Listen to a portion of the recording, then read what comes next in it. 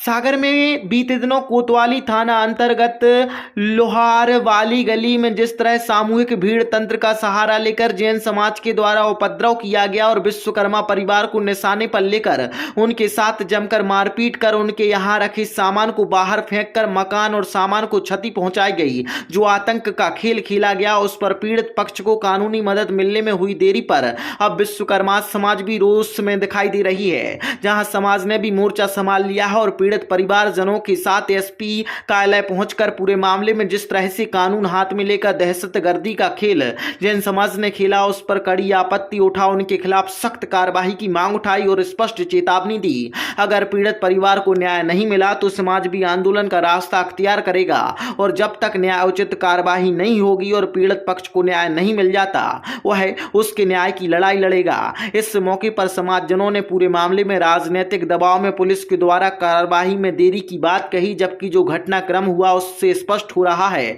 किस कदर जैन समाज के लोगों ने कानून हाथ में लेकर नियम विरोध तरीके से अपना दमन चक्र चला, विश्वकर्मा परिवार के लोगों पर अत्याचार किया और सभी पूरे मामले में खासे आक्रोशित नजर आए।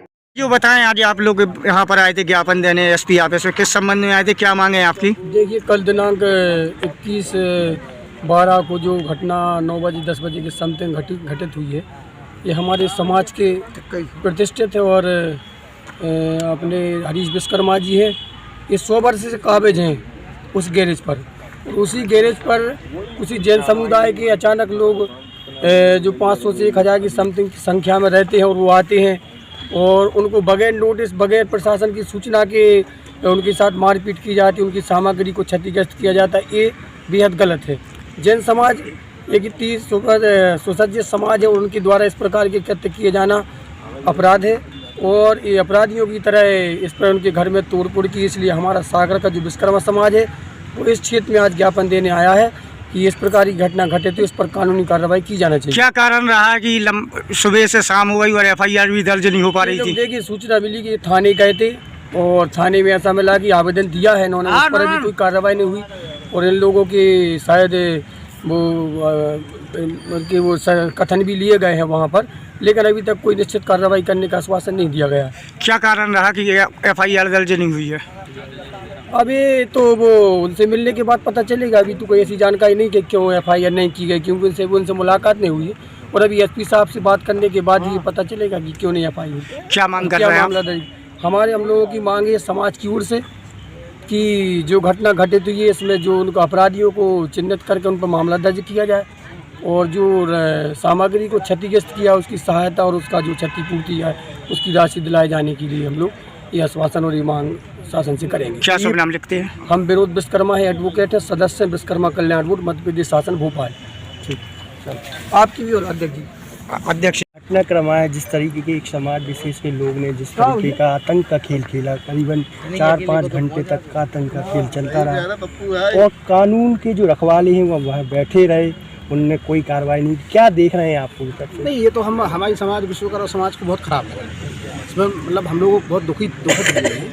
अब एसपी साहब के यहाँ आए हैं, वहाँ लेके आए हैं कि सर हम लोगों के लिए, हमारे विश्वकर्मा समाज के लिए कुछ आत्मरक्षा की जाए, क्योंकि बंगुआ बेटियों तक पे हाथ उठाया है, महिलाओं तक पे। हमारे माने विश्वकर्मा समाज के कोई है ही नहीं, कुछ नहीं हम लोगों का। ऐसा होना नहीं चाहिए जैसा हुआ है।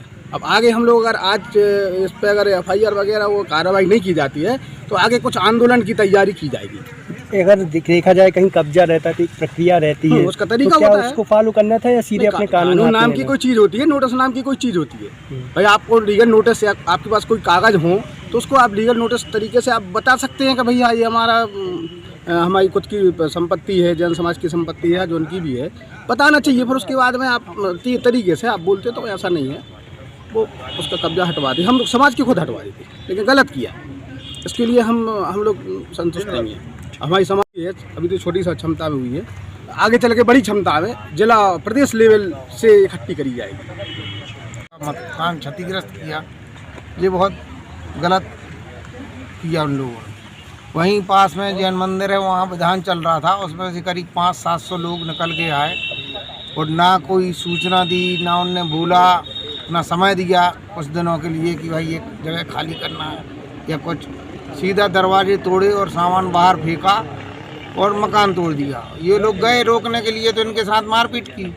ऐसा नहीं होना चाहिए। हम लोग भाजपा समर्थित लोग हैं, शुरू से हम लोग भाजपा का समर्थन करते आए हैं। 3 बार की विधायक सुधा जैन रही और उसके बाद 3 बार से शैलन जैन रहे। हम लोगों ने कभी ये नहीं देखा कि ये जैन है या कुछ है, जाति का देखा ही नहीं कभी। और हम लोगों ने दिया वोट और जिताया हम लोगों ने सब।